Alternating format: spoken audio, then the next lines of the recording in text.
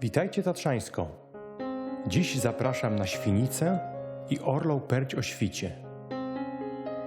Będą przepiękne tatrzańskie pejzaże o wschodzie słońca, ozłocone wczesną jesienią i Tatry w szadziowej szacie, a lekko przypruszone śniegiem.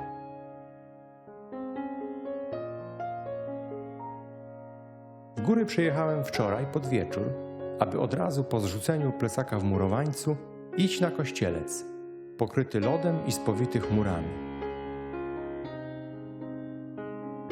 Nocny powrót bez światła prowadził mnie we właściwy nastrój, bo Świnica i Orla Perć, widziana stamtąd przez chwilę, kiedy chmurne okno się otworzyło, wręcz przyzywały, dając nadzieję na udany dzień w górach.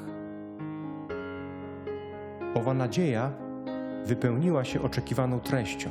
Będzie więc prawdziwie wysokogórsko i pięknie do ostatniego ujęcia. Zaczynamy.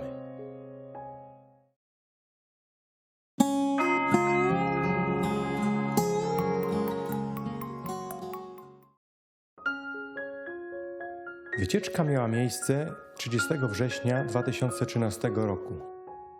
Z Murowańca przez Przełęcz Liliowe na Świnicę, zaś stamtąd przez Zawrat na Mały Kozi Wierch i dalej Orlą Percią do Koziej Przełęczy, skąd zejście do Pustej Doliny i do Doliny Pięciu Stawów Polskich, a stamtąd Doliną Roztoki do Palenicy Białczańskiej.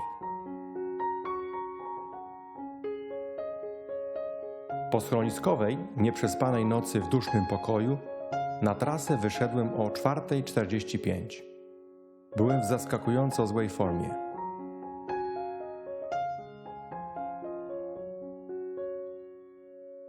Nie chodziło o zmęczenie mięśni wczorajszym Kościelcem, bo nie było się czym zmęczyć. To był raczej miks wpływu ciężkiego tygodnia, niewypoczętej bolącej głowy, rozstrojonego przewodu pokarmowego i kto wie czego jeszcze.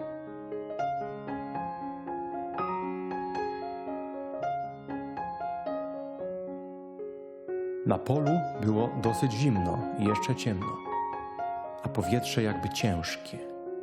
Księżyc w nie najlepszej do nocnych marszy fazie dawał niewiele światła, ale wystarczyło to na zarysowanie drogi.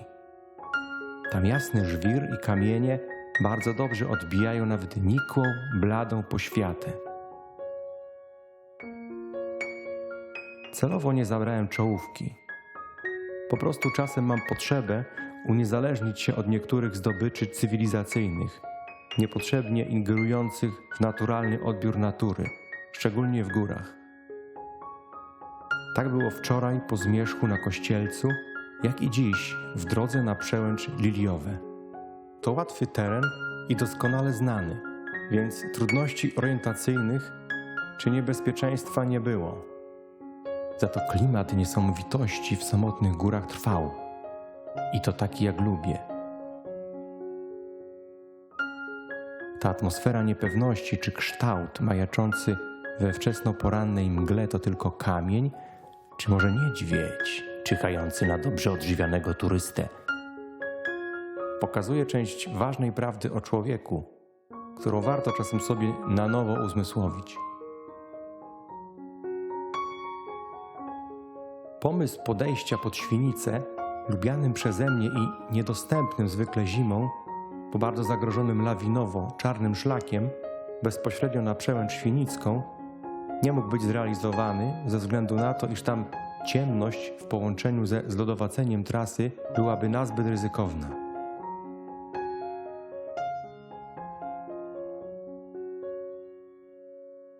Miałem wrażenie, że dysponuję około 1/3 ze swoich zwykłych sił. Czułem się źle. Mimo kryzysu szedłem. Nie dało się jednak żadną miarą wypracować dobrego tempa. Przez to wschód słońca, dziś o 6:25, zastał mnie na Przełęczy Świnickiej. Trochę więc za nisko, bo majestatyczna Świnica przesłoniła naszą gwiazdę. Ale i tak łowiłem najpierw piękne kolory zorzy porannej, a później kształty okolicznych szczytów, lekko muskane, a później już śmielej oświetlane ciepłym światłem rodzącego się dnia. Widok na Kasprowy Wierch i Giewont w brązowo-złotej poświacie i w takim świetle, jakie wyczekałem, to piękno i subtelność, jaką dają tylko nasze najpiękniejsze góry o poranku. Podejście szczytowe na Świnicę obfitowało w odcinki lodu i twardego śniegu. Szedłem jednak pewnie, cały czas fotografując w pierwszych promieniach słońca. Pięknie wyglądał walentkowy wierch, zadni staw i Wole oko, 6. staw w dolinie 5 stawów polskich. Nie było tam żadnych prawdziwych problemów technicznych. Należało czasem coś obejść, najczęściej kawałki pokryte lodem, czasem wybić jakiś stopień w zlodowociałym śniegu. Za to poranne światło pięknie uwydatniało jesienne tatrzańskie złoto, a ja syciłem się bliskim kontaktem z urubionymi górami budzącymi się ze snu. To tak, jakby wczesnym rankiem przypatrywać się narzeczonej, przeciągającej się jeszcze w półśnie w pościeli. Ona wie, że tam jesteś, ale gracie w odwieczną grę pozorów, bo i ty wiesz, że ona wie, ale niczemu to nie przeszkadza. Taki to był poranek. Po południowej stronie bliskie spotkanie z kozicami, zdziwionymi moją obecnością. Gdzieś tam przemknął świstak, pożywiały się ptaki. Lubię ten klimat samotnego poranka w Tatrach, kiedy turyści nie przeszkadzają, a przyroda akceptuje samotnego turystę jako element naturalnego krajobrazu. Zwierzęta zwykle na moment zastygają, patrząc w napięciu, a chwilę później, nie czując zagrożenia, zajmują się swoimi sprawami. Na głównym szczycie Świnicy spędziłem trochę czasu, fotografując i podziwiając widoki. Wszystkie najwyższe szczyty Tatr Wysokich były w zasięgu wzroku, podobnie i Tatr Zachodnich, z Bystrą na czele. Słońce coraz to jaśniej i śmielej schodziło z wierzchołków na przełęcze, aby w końcu, ale to za kilka godzin, przemiatając zbocza gór, oświetlić i ogrzać doliny. Zejściu do zawratu towarzyszyło jednak wciąż poranne słońce oświetlające jesienne góry. Spokojnie osiągnąłem przełęcz i posiliłem się. Przez zawrat zaczęli wchodzić pierwsi turyści. Prosili, aby im wywróżył, czy dadzą iść radę dalej Orlą Percią.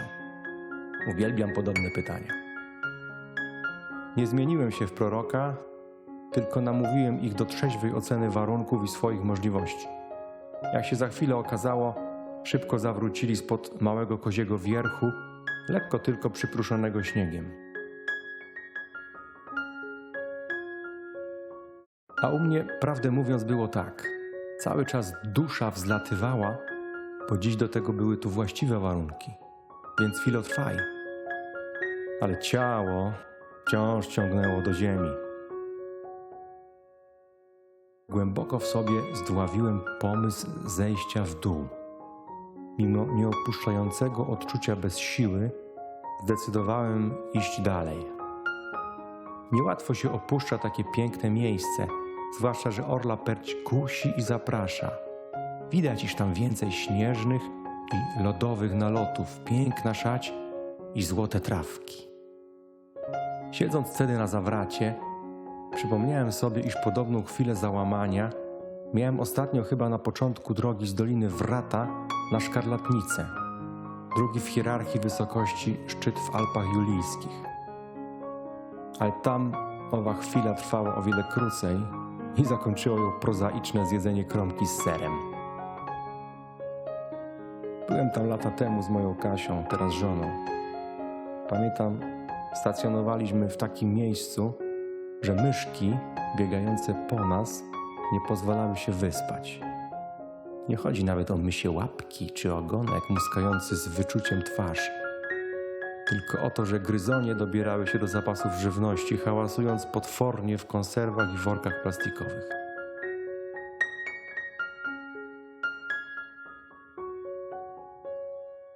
Dalej już była Orla Perci, która zawsze przyciąga swoim graniowym charakterem, obietnicą wspinaczki i wysokogórskiego smaku. To coś tak oczywistego w Tatrach, że gdyby nie istniało, to trzeba by to wymyślić. Tak więc po zejściu z wierzchołka Świnicy nadal podążałem granią, wschodnią granią tego masywu. Wszystko układało się więc w piękną i logiczną całość. Na Orlej Perci już sporo lodu i trochę twardego śniegu. Szczególnie oczywiście po północnej stronie. Kryzys bez siły pokonałem w pewnym stopniu dopiero w żlebie Honoratka, zwanym także żlebem żydowskim.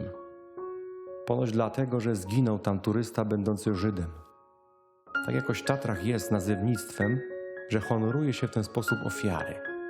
Wystarczy wspomnieć sławny żleb Dredża, z którym wiąże się podobnie tragiczna historia, którą pewno wszyscy znają.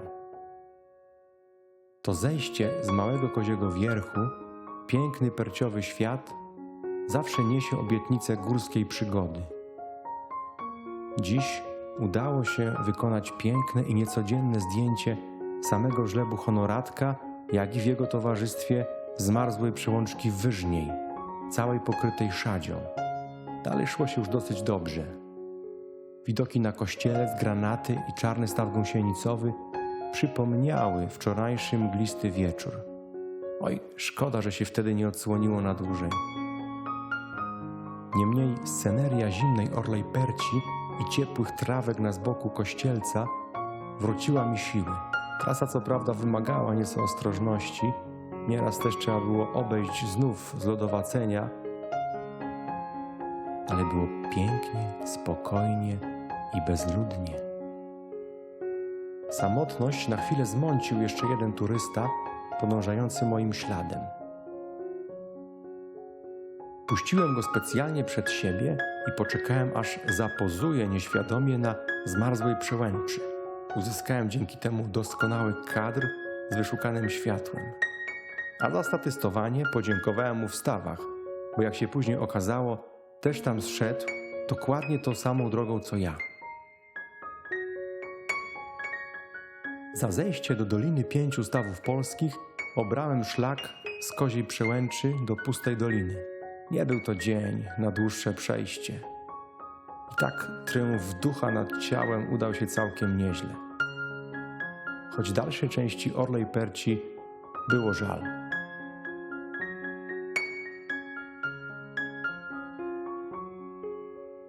Zlodowaciały początek trawersu do Pustej Dolinki wymagał nieco czujności albo raków. Ja miałem to pierwsze. Dalsza droga dnem doliny już bez historii. Ładne słońce i widoki wokoło. W stawach chwilę odpocząłem i pożywiłem się, po czym w niemal turystycznym tempie zszedłem do Palenicy i dalej busem do Zakopanego, a stamtąd autobusem do Krakowa. To była dosyć długa i wymagająca trasa, w trudnych, ale pięknych okolicznościach przyrody i przepełniona górskim duchem. Zrobiona samotnie, z kilkoma tylko spotkaniami na szlaku. Było trochę przyjemnej wspinaczki, ale i czujności.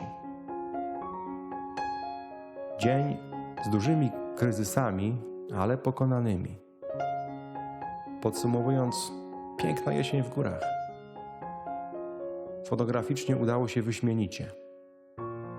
Nie doczekałem się wprawdzie mgieł, które tak lubię, ale narzekać nie wolno. Z górskim pozdrowieniem. Cześć!